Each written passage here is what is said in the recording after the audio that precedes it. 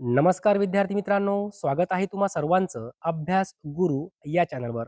विद्यार्थी मित्रांनो, या व्हिडिओमध्ये 50 वन लाइनर प्रश्न आपण पाहणार आहोत. असे प्रश्न जे प्रश्न वारंवार पोलीस भरती, तलाठी भरती, वनरक्षक भरतीमध्ये विचारले गेले आहेत. या ठिकाणी प्रश्न पहिला आहे, आर्य समाजाची स्थापना कोणी केली होती? तर स्वामी दयानंद सरस्वती यांनी आर्य समाजाची स्थापना केली होती. हा प्रश्न PSI 1998 मध्ये विचारला गेला होता. हाच प्रश्न 20 वेळापेक्षाही जास्त वेळा पोलीस भरती, तलाठी भरती, वनरक्षक भरतीमध्ये विचारला गेला आहे. आर्य समाजाची स्थापना कोणी केली? स्वामी दयानंद सरस्वती. पुढचा प्रश्न पहा. 1832 मध्ये दर्पण हे मराठीतील पहिले साप्ताहिक व 1840 मध्ये दिग्दर्शन हे पहिले मराठी मासिक कोणी सुरू केले? तर बाळशास्त्री जांभेकर. विद्यार्थी मित्रांनो, प्रश्न महत्वपूर्ण आहे, लक्षात ठेवा. दर्पण हे साप्ताहिक कोणी सुरू केलं? बाळशास्त्री जांभेकर. कधी सुरू केलं? 1832. दिग्दर्शन हे मासिक आहे, कोणी सुरू केलं? बाळशास्त्री जांभेकर. कधी सुरू केलं? 1840. विद्यार्थी मित्रांनो, साल लक्षात ठेवा, यावर वारंवार प्रश्न विचारला गेला आहे. पुढचा प्रश्न पहा. एक समाजसेवक व संशोधक म्हणून मान्यता पावलेल्या कोणत्या समाज सुधारकांनी आपल्या मूळ वैद्यकीय व्यवसायाचाही उपयोग समाजसेवेसाठी केला व धर्मादाय दवाखाना चालविला? असे कोण होते? तर डॉक्टर भाऊ दाजी लाड.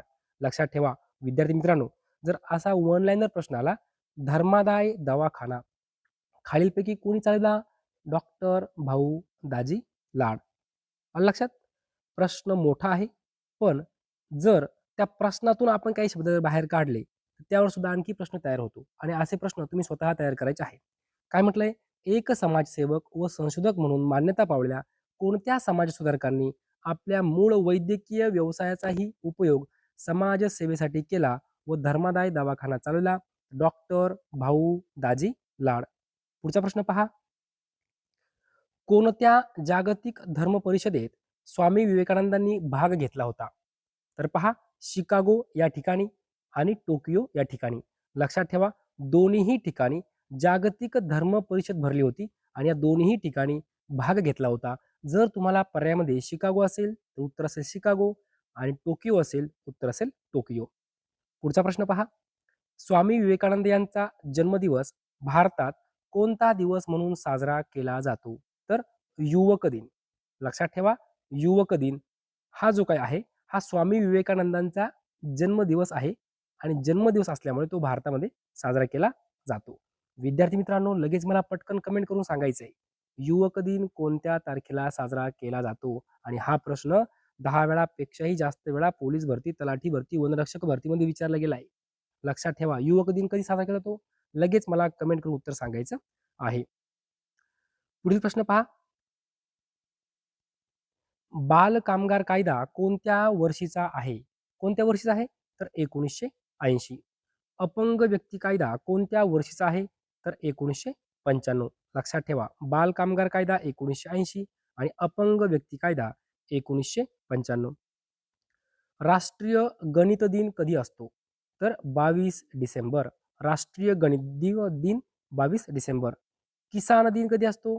23 डिसेंबर. विद्यार्थी मित्रांनो, हा प्रश्न 10 वेळापेक्षाही जास्त वेळा पोलीस भरतीमध्ये विचारला गेला आहे. किसान दिन कधी असतो? 23 डिसेंबर.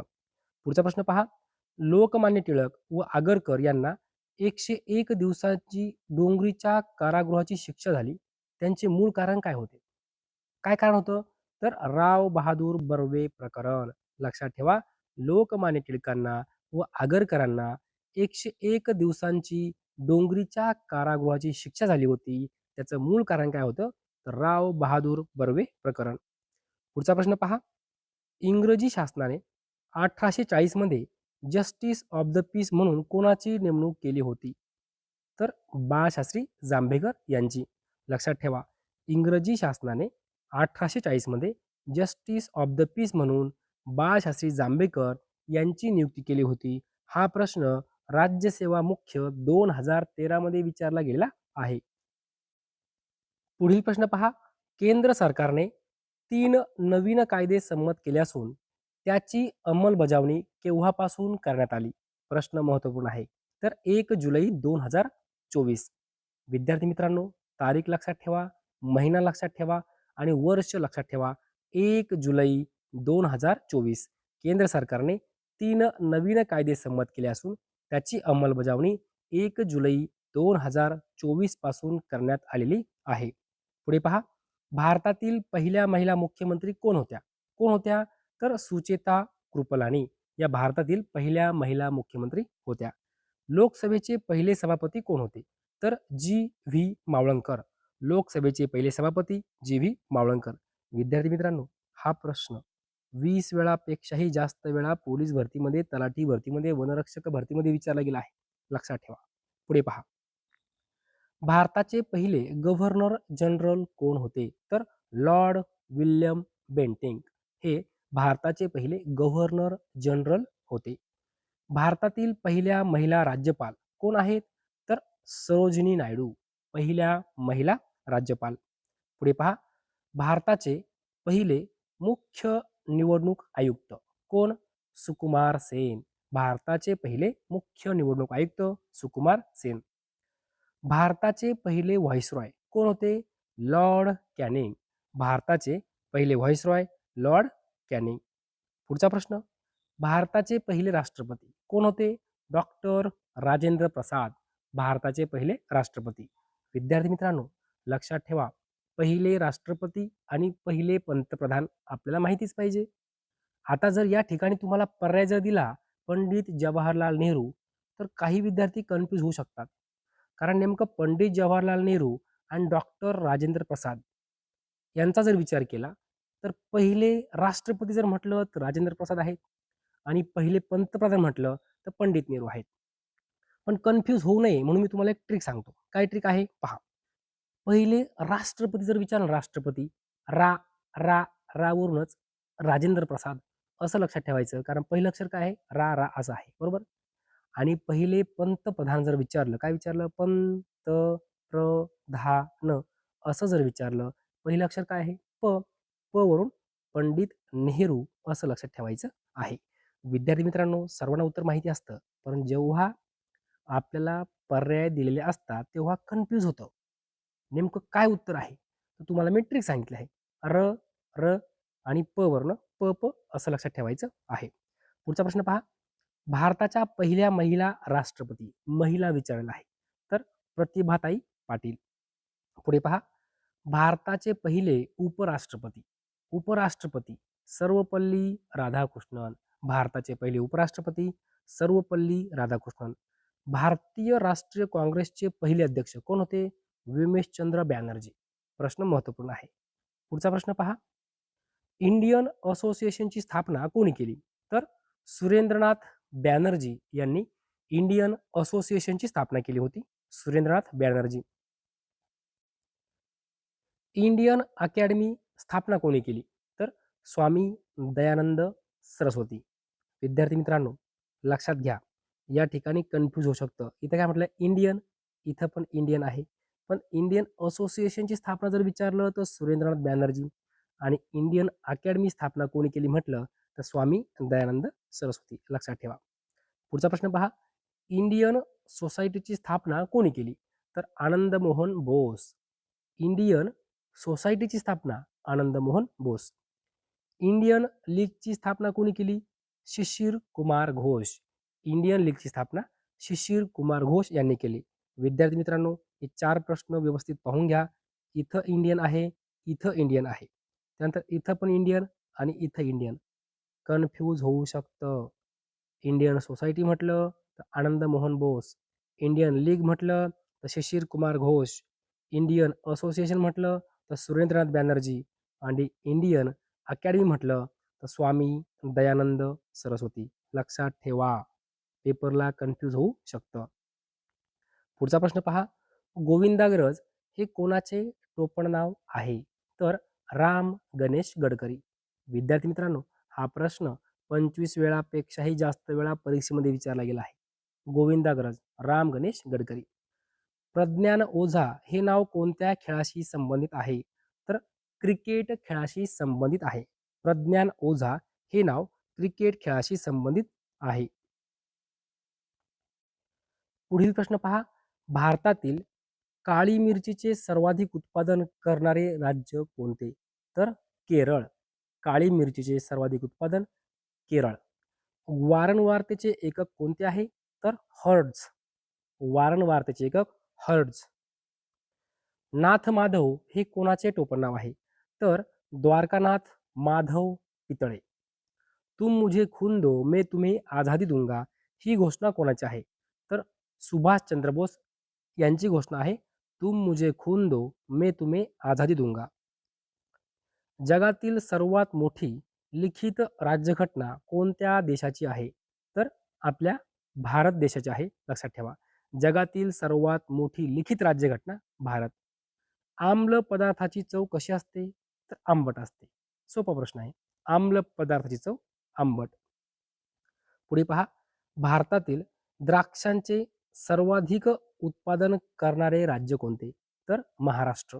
विद्यार्थी मित्रांनो, महाराष्ट्रामध्ये कोणते जिल्हे आहे ज्या ठिकाणी द्राक्षांचं जास्तीत जास्त उत्पन्न होतं? तर लक्षात ठेवायचं आहे नाशिक जिल्हा. नाशिक जिल्ह्यामध्ये द्राक्षांचं उत्पादन होतं. तसेच सांगली जिल्हा सुद्धा लक्षात ठेवा. नाशिक आणि सांगली द्राक्षांसाठी प्रसिद्ध आहे. ओके. हरित क्रांती कशाशी संबंधित आहे? तर अन्नधान्य उत्पादन. हरित क्रांती अन्नधान्य उत्पादनाशी संबंधित आहे. मैथॉन धरण कोणत्या राज्यात आहे? तर झारखंड राज्यामध्ये मैथॉन धरण आहे. अलमट्टी धरण कोणत्या राज्यात आहे? तर कर्नाटक राज्यामध्ये अलमट्टी धरण आहे. कोणत्या नदीवर आहे? कृष्णा नदीवर आहे. ओके. अलमट्टी धरण कृष्णा नदीवर आहे, कर्नाटक राज्यामध्ये आहे. पुढचा प्रश्न पहा. इंदिरा सागर धरण कोणत्या नदीवर आहे? तर मध्य प्रदेश राज्यामध्ये नर्मदा नदीवर आहे. लक्षात ठेवा. इंदिरा सागर धरण कोणत्या नदीवर आहे? नर्मदा नदीवर आहे. आणि कोणत्या राज्यात आहे असा प्रश्न जर विचारला तर मध्य प्रदेश. कोयना धरण कोणत्या राज्यात आहे? तर आपल्याच राज्यामध्ये आहे, महाराष्ट्र. कोयना धरण कोयना नदीवर आहे, महाराष्ट्र राज्य. पुढे पहा. उनिकी या पुस्तकाचे लेखक कोण आहेत? तर सी विद्यासागर राव. उनिकी या पुस्तकाचे लेखक आहे सी विद्यासागर राव. मुकुंदराज या पुस्तकाचे लेखक कोण आहेत? तर विवेक सिंधू हे मुकुंदराज या पुस्तकाचे लेखक आहेत. विद्यार्थी मित्रांनो, हा प्रश्न तोंडी पाठ करा. प्रश्न खूप महत्वपूर्ण आहे. मुकुंदराज या पुस्तकाचे लेखक विवेक सिंधू. पुढे पहा. सखाराम बाइंडर या पुस्तकाचे लेखक कोण आहेत? तर विजय तेंडुलकर. सखाराम बाइंडर या पुस्तकाचे लेखक Vijay Tendulkar. Odyssey of my life या पुस्तकाचे लेखक कोण आहेत? तर Shivraj Patil. Odyssey of my life या पुस्तकाचे लेखक शिवराज पाटील. पुढील प्रश्न पहा. मराठी वृत्तपत्र सृष्टीचे जनक कोणास म्हणतात? तर बाळशास्त्री जांभेकर यांना मराठी वृत्तपत्र सृष्टीचे जनक म्हणतात. महाराष्ट्रामध्ये राष्ट्रसंत म्हणून कोणास ओळखले जाते? तर संत तुकडोजी महाराज. लक्षात ठेवा. महाराष्ट्रामध्ये राष्ट्रसंत म्हणून संत तुकडोजी महाराज यांना ओळखले जाते. मुलींसाठी पहिली शाळा कोणी सुरू केली होती? तर महात्मा फुले यांनी मुलींसाठी पहिली शाळा सुरू केली होती. सत्यशोधक समाजाची स्थापना कोणी केली होती? तर महात्मा फुले. सत्यशोधक समाजाची स्थापना महात्मा फुले यांनी केली. शाहू महाराजांचे जन्मस्थान कोणते आहे? तर कागल.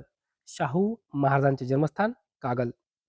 शिका, संघटित व्हा आणि संघर्ष करा ही घोषणा कोणी दिली? तर डॉक्टर बाबासाहेब आंबेडकर. लक्षात ठेवा. शिका, संघटित व्हा आणि संघर्ष करा ही घोषणा कोणी दिली? डॉक्टर बाबासाहेब आंबेडकर. छत्रपती शिवाजी महाराजांच्या छत्रपती शिवाजी महाराजांचा राज्याभिषेक कोणत्या गडावर झाला होता? तर रायगड या गडावर झाला होता. लक्षात ठेवा. प्रश्न महत्वपूर्ण आहे. छत्रपती शिवाजी महाराजांचा राज्याभिषेक रायगडावर झाला. थॉट्स ऑन पाकिस्तान या पुस्तकाचे लेखक कोण आहेत? तर डॉक्टर बाबासाहेब आंबेडकर. हा प्रश्न खूप वेळा परीक्षेमध्ये विचारला गेला आहे. थॉट्स ऑन पाकिस्तान या पुस्तकाचे लेखक कोण आहेत?